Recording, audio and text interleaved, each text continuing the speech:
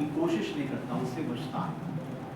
इस भीषण आतंक की छाया में जो साम्राज्य शेर ने स्थापित कर दिया है, उसको चुनौती देने वाला कोई नहीं। अंततः कहीं से एक चुनौती आती है, कुछ लोग इकट्ठा होते हैं और उसके खिलाफ विद्रोह करने की कोशिश करते हैं, लेकिन ये महज कोशिश रह जाती है।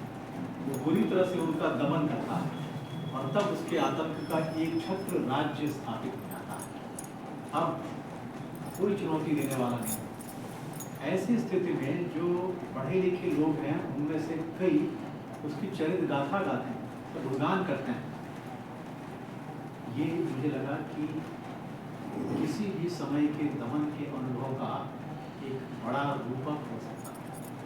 अगर उस कहानी के भीतर आप जाएंगे तो ये लगेगा कि अंग्रेजी साम्राज्यवाद का रूपक है, और अगर समकालीन स्थितियों से उसका मिलान करके देखें तो लगेगा कि उस दौर का जीवन नहीं है, ये हमारे आज के प्रत्यक्ष समय का जीवन है, जिसको हम अपनी त्वचा पर महसूस कर रहे हैं।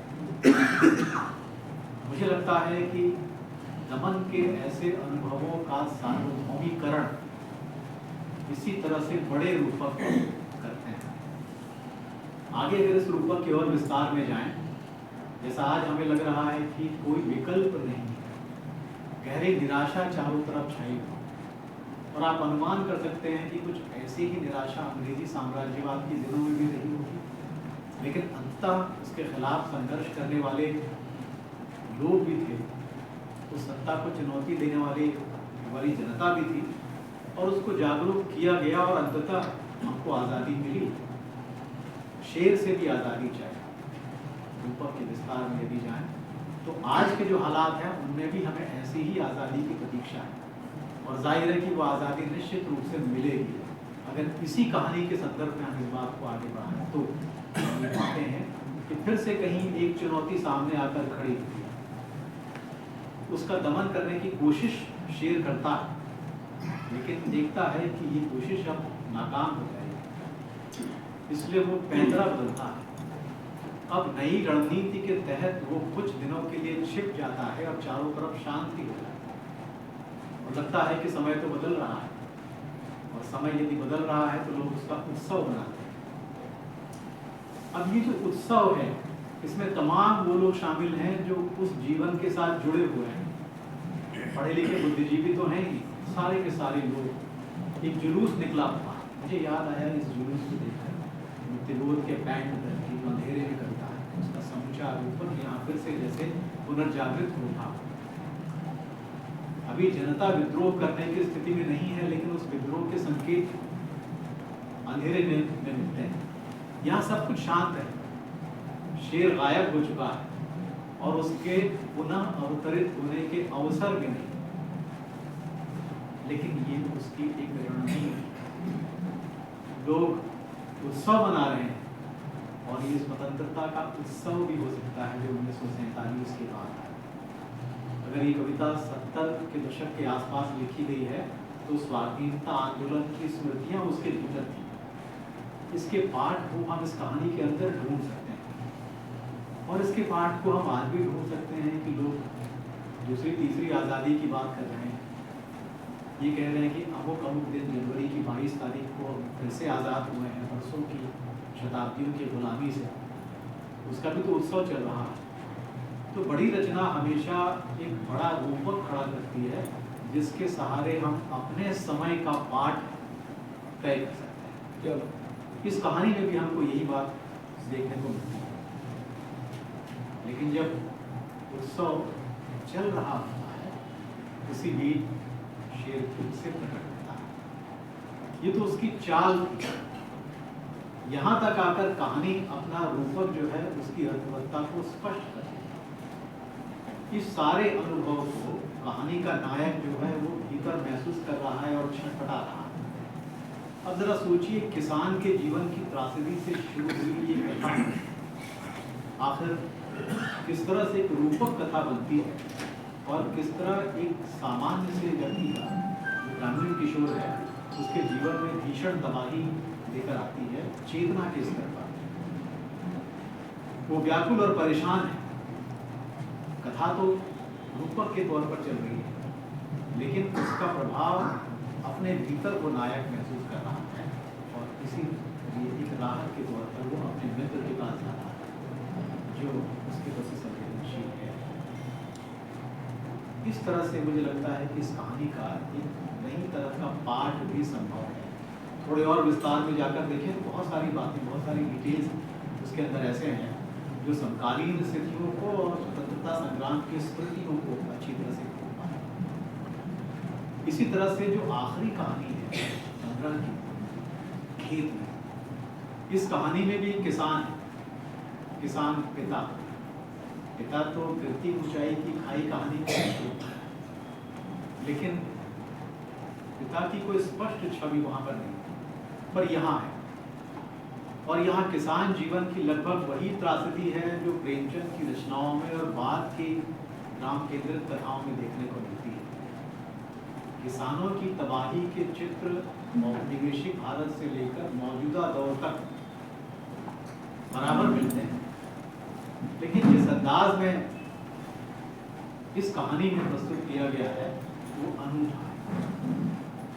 उसके बहुत सारे यथार्थ परक ब्यौरों से अलग रंग इस कहानी को देखें तो ये पाते हैं कि इस कहानी के अंदर खेती किसानी बर्बाद होने के बाद, सामंती जकड़ से पूरी तरह से परेशान होने के बाद कथानायक असामान्य आचरण करता है। अगर कहानी के पिता को हम, किसान को हम कथानायक हैं, या डायरेक्टर को भी हम चाहें तो कथानायक मान सकते हैं, जो अपने पिता के इस तरह से विचलित हो जाने से स्वयं बेहद विचलित है। वह ये है कि एक जमींदार है भूमन सिंह, और जाहिर है कि भूमन सिंह जो है वो शक्तिशाली और चालाक राजनीतिक है, अधीनता आ चुकी है, लेकिन सामंती सत्ता ने अपने रंग बदले। सामंती सत्ता ने वर्चस्व अपने हाथों में कायम रखने के लिए कई तरह के उपाय किए हैं। चालाकी अपना रंग बदलती, वैसे ही भूमन सिंह ने भी अपना रंग बदला हुआ है, और जहां उसे ये महसूस होता है कि कोई इसके खिलाफ उठकर खड़ा होगा, उसका बेदर्दी से दमन करता है। अन्यथा वो जमींदारों सामंतों की तरफ उछाल कर जनता को पक्ष में करता है।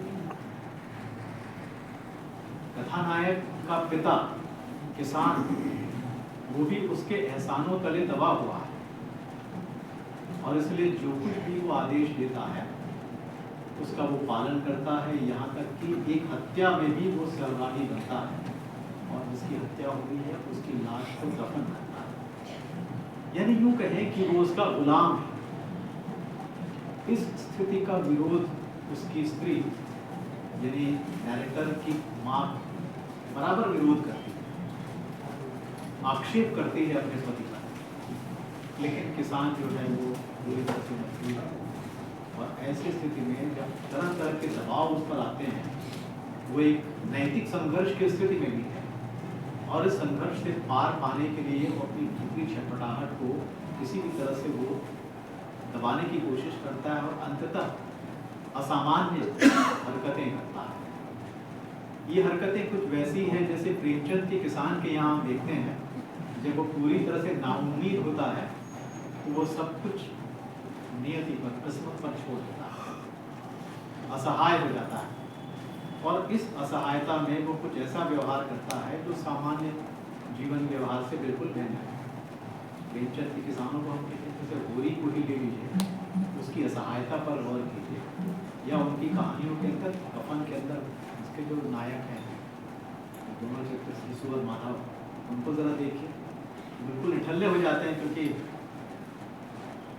काम से वो जी छुड़ाने लगते हैं, इसलिए कि कमाने से आखिर होगा क्या अगर यही होना है तो प्रतिरोध करने से क्या होगा अगर यही मेरी नियति होगी। तो ये कथानायक का पिता किसान है, वो सब कुछ छोड़ बैठता है और खेत में जाकर अलग घर बसाकर वहीं अकेले रहने लगता है परिवार। ये जो असामान्य हरकत है उसको एक तरह से कहें कि वो स्वयं आत्महत्या पर जैसे उतार, उसके व्यक्तित्व का क्षरण होने लगता। ये जो असामान्य चरित्र है, इस कहानी को भी सामान्य नहीं रहने देता, क्योंकि किसान की त्रासदी को हम उसके सामान्य व्यवहार में देखते हैं, लेकिन ये त्रासदी उस किसान के बेहद असामान्य व्यवहार में दिखाई देती। इस अर्थ में मुझे लगता है कि मलय जी खेत में कहानी के भीतर एक किसान के अंतर्जगत में प्रवेश करते हैं और उसके आंतरिक विचलन को उसकी इस तरह की हरकतों के जरिए प्रकट करने की कोशिश करते हैं। मुझे लगता है कि खेत में मलय जी की ऐसी कहानी है जिसका जिक्र होना चाहिए, क्योंकि किसान जीवन को इस रूप में देखना हिंदी कहानी में शायद इसके पहले कभी संभव नहीं हुआ है, क्योंकि परिस्थितियों के बाह्य रूप का ही वर्णन करते कथाकार रह गए। प्रेमचंद की जो परंपरा कही जाती है उसके अंदर भी उसके मनोवैज्ञानिक पक्ष को व्यक्त करने का प्रयास शायद मुझे याद नहीं आता कि किसी और कहानी में इस तरह से। बहरहाल इन दो कहानियों को पढ़ने के बाद या और भी कहानियां अगर आप पढ़ें तो आपको ये लगेगा कि की कहानी